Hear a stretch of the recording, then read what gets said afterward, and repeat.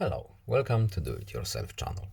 Today I will show you where to find the option and how to allow installing of unknown apps on our phone in Samsung Galaxy S22. So, where to find this option and how to turn it on.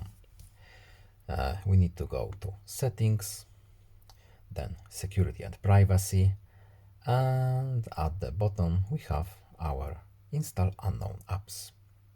Here at the top of the screen we have a short explanation.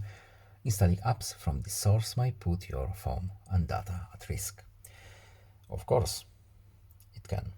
So we can select sources that we want our apps to be installed from. It's just a simple ticking a box, and that's basically it. I hope this video was helpful to you. Please leave a like and subscribe. Have a nice day and see you in the next video. Goodbye.